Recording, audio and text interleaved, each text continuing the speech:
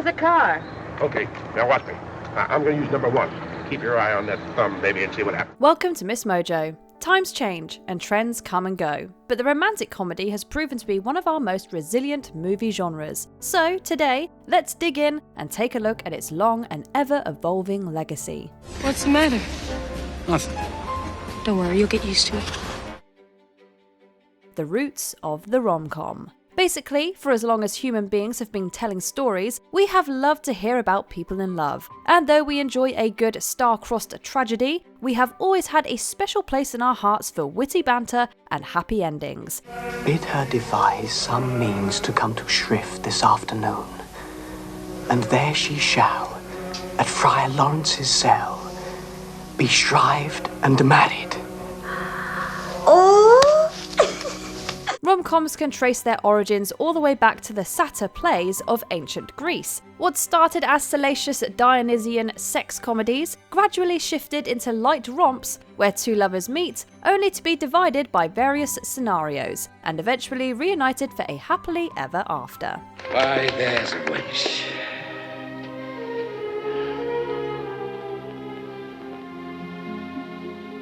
Come on and kiss me, Kate. By the European Renaissance, the genre began to take shape as we recognise it today, due in no small part to the work of William Shakespeare. As one of the most influential figures in Western history, Shakespeare's various comedies would become a primer for later writers tackling romance. Playwrights teach us nothing about love. They make it pretty, they make it comical, or they make it lust. They cannot make it true. Oh, but they can. Wacky mix-ups, no one does it better than A Midsummer Night's Dream. Enemies to lovers, The Taming of the Shrew forged the way. Love in Disguise comes in with a side of potential queer romance in Twelfth Night and As You Like It. There's a girl goes before the priest. Woo.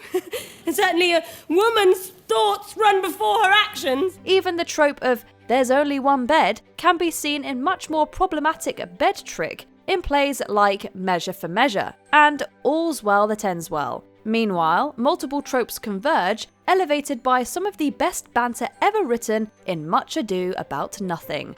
Well, you are a rare parrot teacher. Bird of my tongue is better than a beast of yours. Would my horse have the speed of your tongue?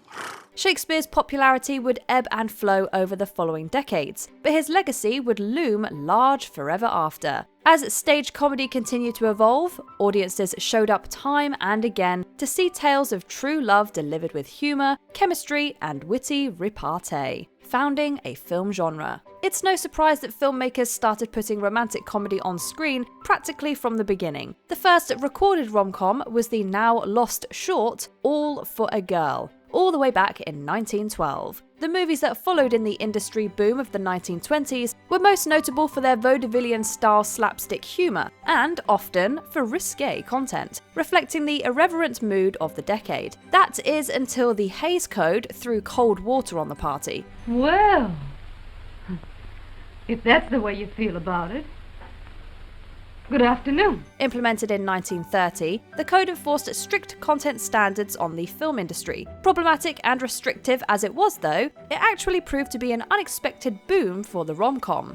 Well, isn't that just too cute? There's a brain behind that face of yours, isn't there? Unable to show anything steamier than the occasional chaste kiss, writers and filmmakers had to get creative in how they depicted the development of a relationship between two people. And so they took to physical comedy, merged it with the kind of sharp dialogue that stage plays had perfected, and voila, the screwball comedy was born. You want the manuscript? I slept with that manuscript for 6 months. Come on now, dear, take off your coat, we're going into action. There are 2,000 people out there. As its name might imply, the screwball comedy is noteworthy for its use of farcical or over-the-top scenarios to create friction between its leads. Friction that is frequently ignited by a classic meet cute and furthered along by things like differences in social class, disguised identities, and a few well-placed sexually charged moments. I go for the shoes next. First the right, then the left. After that, it's every man for himself.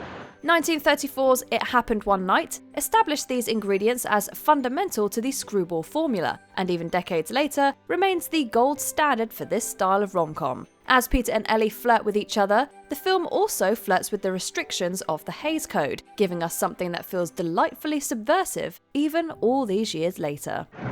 Aren't you going to give me a little credit? What for? Well, I've proved once and for all that the limb is mightier than the thumb. As in It Happened One Night, the Screwball comedy is also notable for how good it was for women. They were still very much of their time, but many centered confident and headstrong female leads. Let's get out of here. Just start walking. Believe So me. now you want to walk. Well, I'm quite sure that I don't want to walk with you. And I hope you realize that you've made a perfect spectacle of yourself. Have you finished? Oh, yes.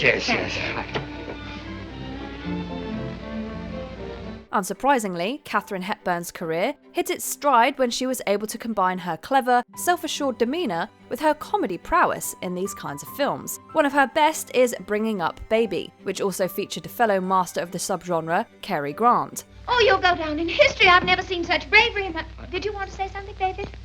Well, What? Yes? Yes? Oh. What was it? Oh! Hey, Mac! David, you think?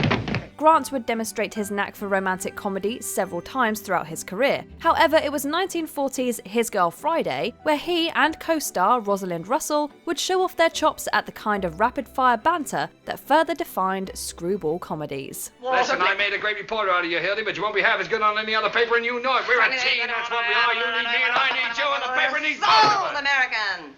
Oh, all right, God. While these kinds of movies were meant to put people in a good mood, they were not entirely removed from the realities that existed outside the theatres. As the Great Depression raged through the 1930s, socio-economic concerns were at the forefront of many minds, and were not absent on the screens either. No man living can kick me around for 8 hours until I can't see straight.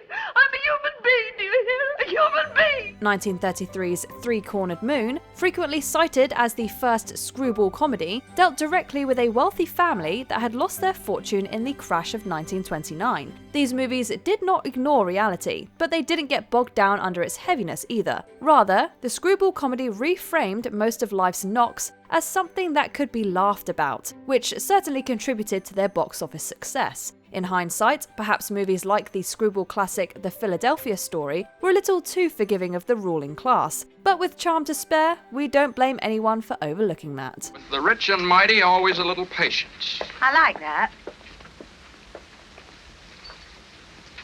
What's the matter? A little too rough? A little. But I'm used to it. Crescendos and blue notes. With a successful formula established and audiences on board, the rom-com continued to flourish even as economic prospects improved in the United States. Hollywood entered a golden age, defined by powerful studios, glamorous stars, and big-budget spectacles. Add some songs and dances, trim the bad scenes, add a couple of new ones. And you got it. Hey, I think it'll work. Of course. It's a cinch. You know, it may be crazy, but we're gonna do it. The rise of the musical as one of the industry's most popular genres generated an onslaught of romantic musical comedies. These films were not totally divorced from their screwball predecessors, of course. Yes, it was my idea. Have you any more of them? No. Movies like Singing in the Rain made ample use of physical humour, and the antagonist to lovers concept was everywhere, from Kiss Me Kate to Guys and Dolls and beyond. But musical rom-coms generally had a gentle earnestness at their core that rang a bit sweeter than the tart wit of the screwball. Even direct adaptations like High Society and Silk Stockings smoothed their edges down even as they kept the screwball alive. Don't you ever feel so happy that you just want to dance all around the room? Happiness is the reward of industry and labor. Dancing is a waste of time.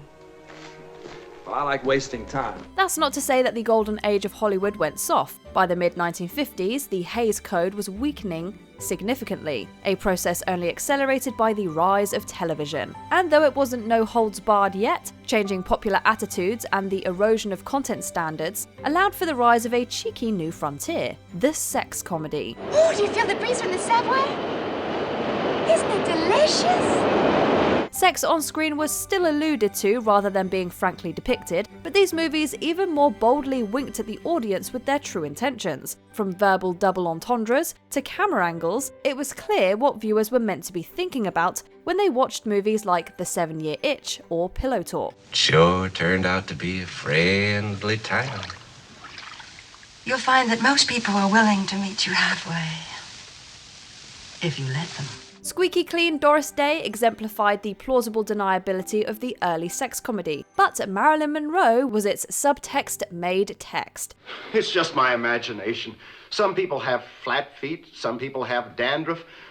I have this appalling imagination. She built her career on a series of these films, showing off her bombshell looks as well as a canny comedy talent. Monroe frequently imbued her characters with some degree of knowing wit, in keeping with the subgenre's subversive qualities. Say, they told me you were stupid.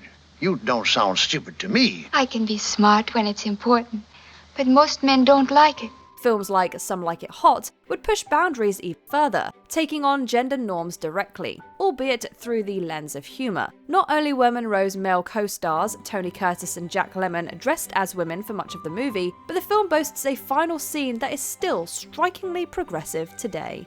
I can never have children. We can adopt some. But you don't understand, Osgood. I'm a man. Well, nobody's perfect. Tony Curtis continued making bold choices as the sexual liberation movement of the 60s further liberated the rom-com. One of the highest-grossing films of 1964 was Sex and the Single Girl, adapted from Helen Gurley Brown's seminal book of the same name. If you were as pure as the driven Honey, snow... I can't remember that far back. But you wouldn't go to the extreme that some people... The plot, which features Curtis's Bob tricking Natalie Wood's Helen into falling in love with him, doesn't exactly hold up. However, the madcap plot and the more overt sexuality in the script are a good illustration of how the rom-com was reshaping itself within the times while maintaining its roots. I know that we can both be adult and not childish. I mean, I hope you don't feel uncomfortable or anything, because we're both sitting here with just these thin robes on and no clothes underneath. I didn't even notice it. Changing tides. By the late 1960s, both the Hays Code and the studio system had collapsed, mirroring the rapidly shifting social and cultural landscape of the world at large. The new Hollywood movement ushered in a radical transformation of cinematic storytelling. The light-hearted rom-com quickly fell out of fashion in a period more interested in gritty realism and morally grey characters. However, they didn't vanish from the landscape entirely. Mrs. Robinson, you're trying to seduce me. Aren't you?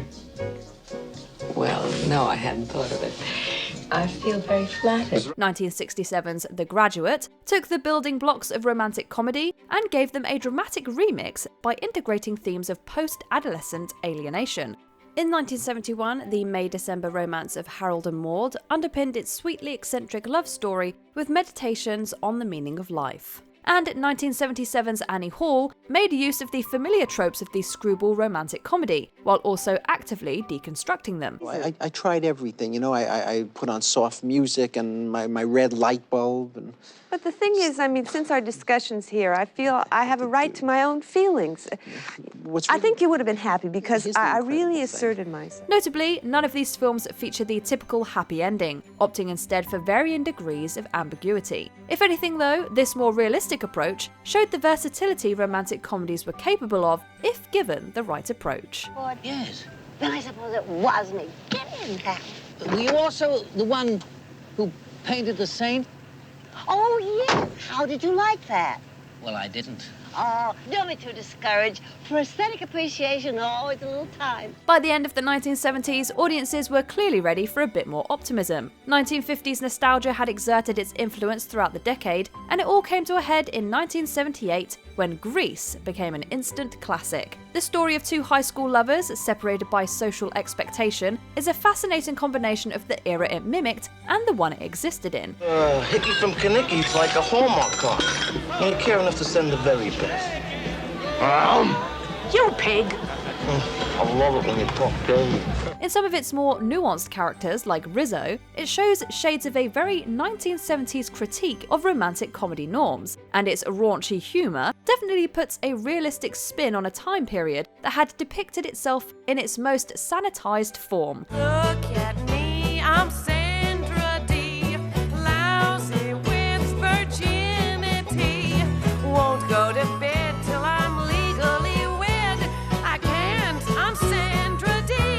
the other side of the coin, you've got a stacked soundtrack of infectious songs and a plot that resolves into a tidy happily ever after, seemingly brushing aside all semblance of a grey area. It shouldn't have worked, and yet, inexplicably, it does. And the success of Grease would set the stage for the next big evolution of the rom-com genre.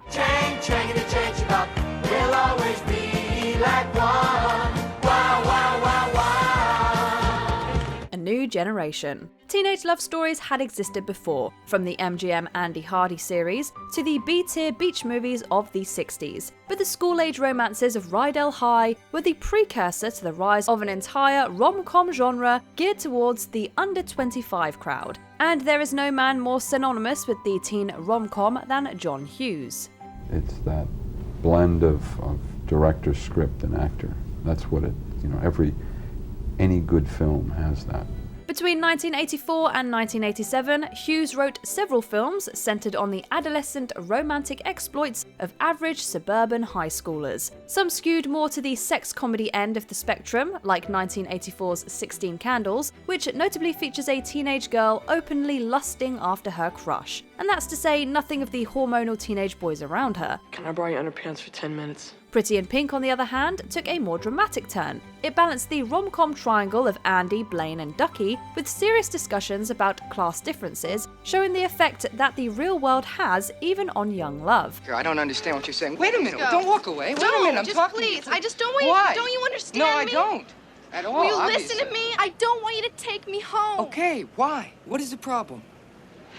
Because I don't want you to see where I live, okay? The connective threads of all Hughes movies, regardless of its tone, is an exploration of identity, which he always manages to deftly infuse with a relatable vulnerability. Even at their zaniest, his teen rom-coms show how his protagonists grow and learn about themselves. Many people count their first love as a formative experience, and John Hughes manifested that experience on screen in a way that has now resonated with generations of audiences.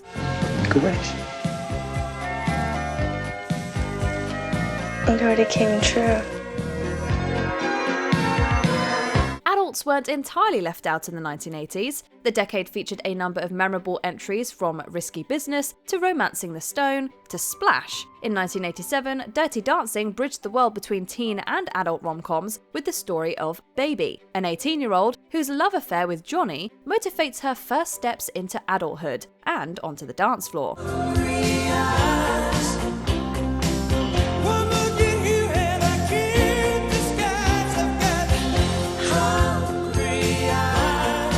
That same year, The Princess Bride drew in viewers of all ages when it transported everyone into an irresistibly entertaining fairy tale where true love conquers all. And right at the end of the decade, When Harry Met Sally would firmly establish itself as the flagship for the modern rom-com. I came here tonight because when you realize you want to spend the rest of your life with somebody, you want the rest of your life to start as soon as possible. This movie didn't shy away from the conventions of the genre. There was forced proximity, there was the years-long slow burn of antagonists to friends to lovers, there was the relationship breakdown, and the grand gesture that put everything right again.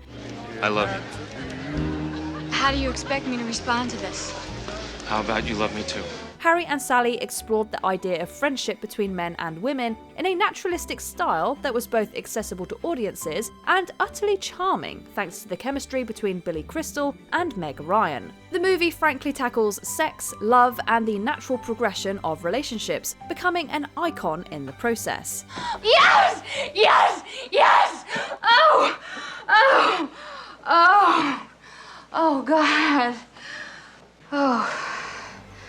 Just a year later, this merging of realism and fantasy would further crystallise in 1990's Pretty Woman. With the grit of New Hollywood and the shine of late 80s optimism, it functioned as a contemporary interpretation of a rom-com fairy tale. Princess Vivian, come down!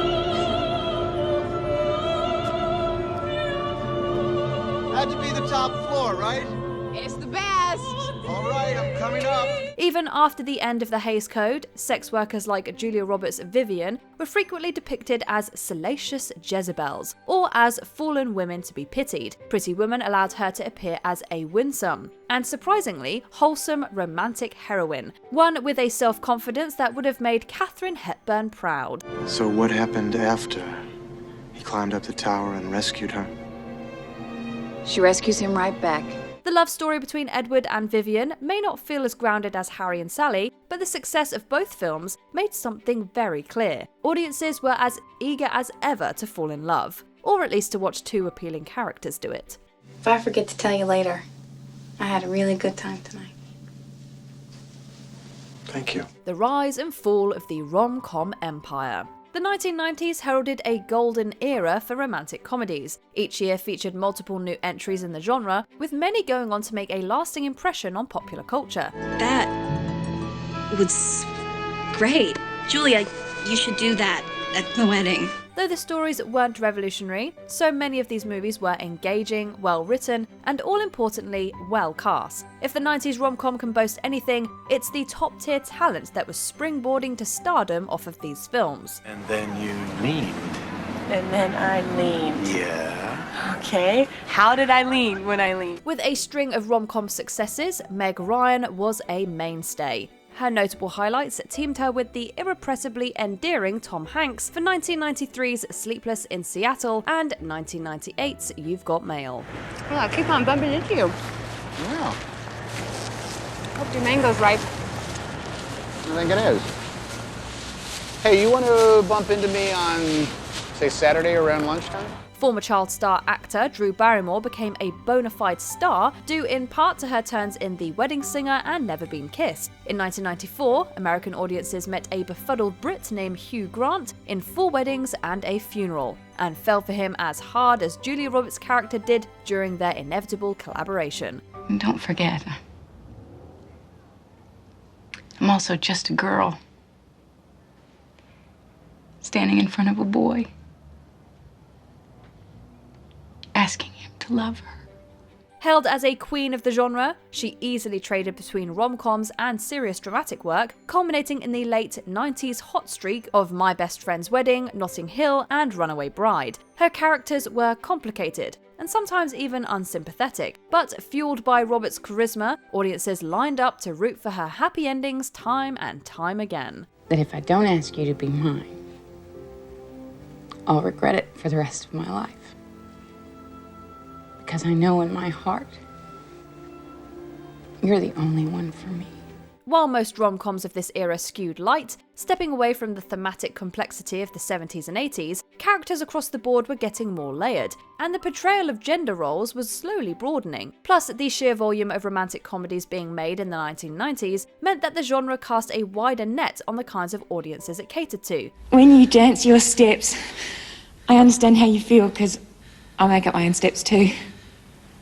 You make up your own steps? The indie crowd got reality bites. For people that always sought more comedy than romance, Bill Murray answered with Groundhog Day. In Jerry Maguire, Tom Cruise appealed to both men and women in the story of a sports agent finding his humanity and falling in love. Shut up. Just shut up. You had me at hello. The whole decade had an air of positivity, and the movies reflected it. And as for the teen audience, I'd like to see you have a little bit of direction. I have direction. Yeah, towards the mall. following a slight lull in the post-John Hughes years, the teen rom-com rose again with a vengeance when Cher Horowitz arrived on the scene in 1995. Hello, there was a stop sign. I totally paused. Yeah. Clueless updates Jane Austen's novel Emma for the modern day, following a shallow yet kind-hearted rich girl as she becomes a better person through a series of matchmaking attempts gone wrong. The classic plot and unique aesthetics didn't just reinvigorate teen romance, it started whole new trends in fashion and slang. Say ambular. Hi. Was that you going through my laundry? As if, like, I would really wear something from Judy's. Do you prefer fashion victim or ensemble challenge? Literature was a fertile source of inspiration throughout the decade. 1992's woefully underrated The Cutting Edge was loosely based on Charles Dickens' Great Expectations, spinning the novel's cross-class love story into a white-hot rivalry between skating partners. Well, it was either that or Curious George plays hockey. I took a chance. 1999's She's All That offered a contemporary take on George Bernard Shaw's Pygmalion, while appropriately perfecting the oh-so-rom-com staple of the makeover scene. Several movies reached even further back to the genesis of the rom-com itself. What will you do in Act 2? when he meets the love of his life. I'm very sorry, sir. I have not seen Act 2. Of course you have not. I have not written it. In 1998, Shakespearean Love delivered a stellar period rom-com depicting a backstage love affair between the bard and his muse. And capping off the decade, 10 Things I Hate About You would improve on Shakespeare's The Taming of the Shrew and go on to be considered one of the best rom-coms of all time, teen or otherwise. You're just too good to be true. Can't take my eyes off of you. The new millennium kept the literary influences coming with Bridget Jones's Diary. Renee Zellweger's Bridget was a messy and hilarious reimagining of Lizzie Bennet, opening up space in the rom-com ecosystem for leading ladies whom audiences saw as closer to their own experiences. Major dilemma. If actually do by some terrible chance end up in flagrante, surely these would be most attractive at crucial moment. However, chances of reaching crucial moment greatly increase by wearing these. Bridget ultimately got her happy ending, but the world outside the movie theatres was an increasingly uncertain place in the 2000s. As in the 1930s though, that just seemed to make audiences more receptive to the solace of the romantic comedy. The movies of this era are peak comfort viewing. Saw a couple today, they were fantastic. Maybe we can see one together sometime. That'd be great. We grinned as Jennifer Garner and Mark Ruffalo saved the company's soiree through the power of Michael Jackson, as Kate Hudson and Matthew McConaughey tricked each other into developing real feelings, as a dozen intersecting love stories played out over the course of one holiday season. What do we do now? Smile. Little bow.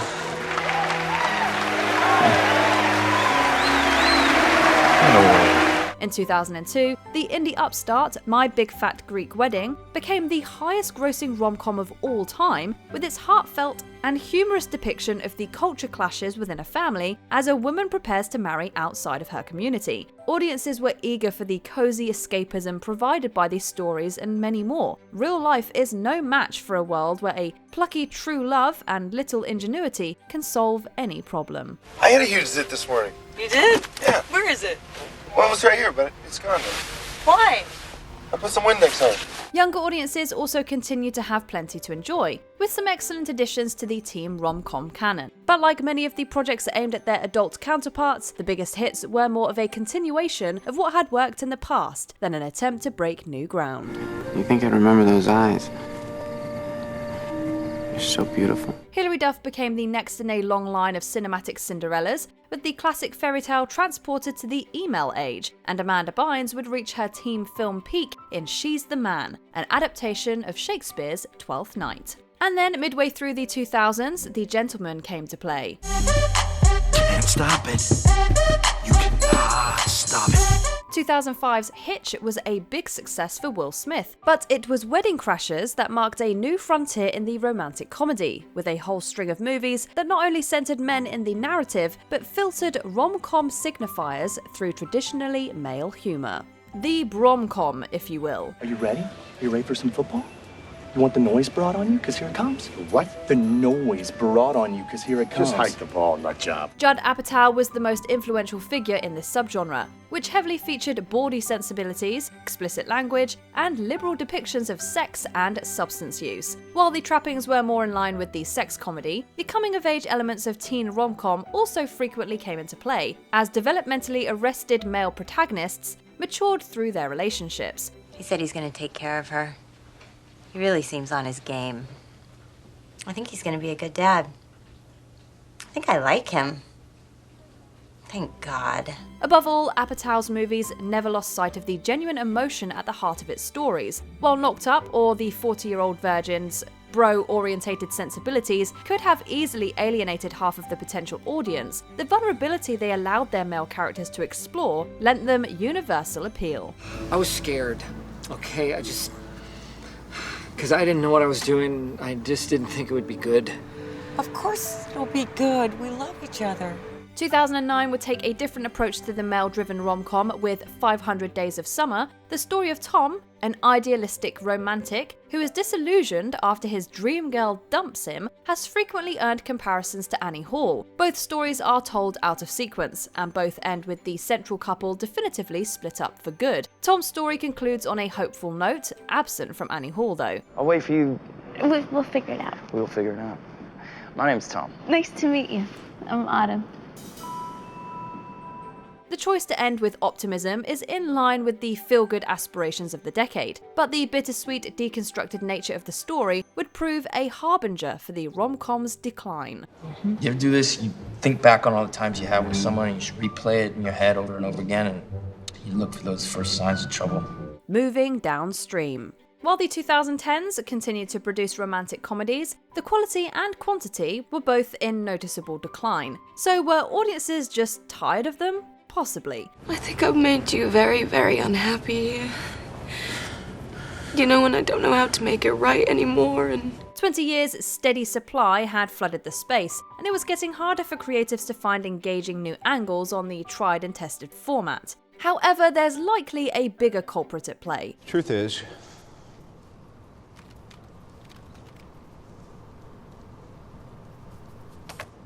I am Iron Man. As the MCU became a cinematic phenomenon of historic proportions, studios rushed to get their own piece of the lucrative, super-powered pie. The ever-swelling budgets of these would-be blockbusters ate up more and more studio resources, gradually starving out the mid-budget stalwarts like romantic comedy. In order to take the stone, you must lose that which you love. An everlasting exchange. At the same time, rising ticket prices for the theatres and the growth of streaming services were making it harder to get audiences into the theatres. In a shockingly brief amount of time, the number of Hollywood rom-coms plummeted. What's wrong with me? I just want to connect. Why can't I connect with people? Oh, right. It's because I'm dead. Down but not out, the genre still showed some signs of life. But it was going to take something new and different to tempt audiences back, and perhaps the sudden rom-com vacuum helped in this regard. Go in, go up, go down. Girls, is everybody paying attention? Earlier decades produced a number of excellent rom-coms that spotlighted diverse perspectives. Black audiences had enthusiastically embraced movies like Brown Sugar, Deliver Us from Eva, and The Best Man. And queer love stories like In and Out and But I'm a Cheerleader had long been cult hits. However, non-white, non-hetero love stories had struggled to gain mainstream success, especially when studios tended to promote their competition more favourably. by the way, if any of that was lost upon you, then I've just proven my point again. Excuse me. The internet gave diverse communities a platform to call out these problematic trends and to demand better. Though it took too long, eventually Hollywood listened. And wouldn't you know it, everybody won. I know this is a far throw from a hidden paradise.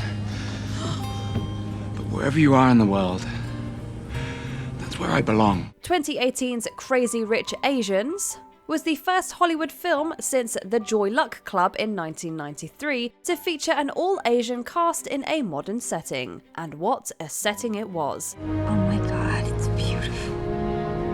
Beautiful. It's 200 mil worth of real estate.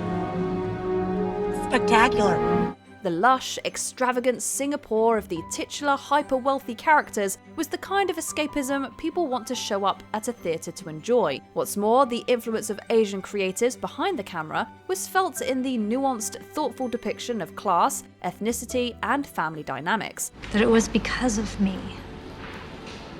A poor, raised by a single mother, low-class immigrant. Nobody. As specific as the story was, it didn't feel niche. Its core themes and dreamy love story resonated with a wide variety of audiences. Not only was Crazy Rich Asians a critical and commercial smash success, it became the 6th highest grossing rom-com of all time. We're comfortable. That is exactly what a super rich person would say.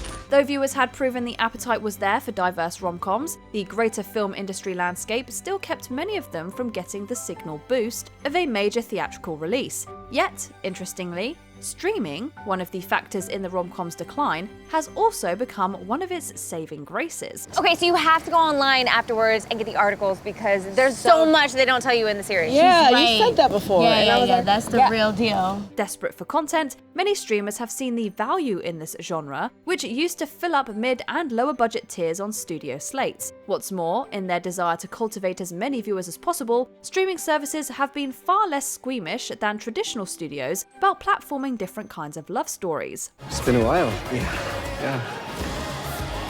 Had to figure some stuff out. And?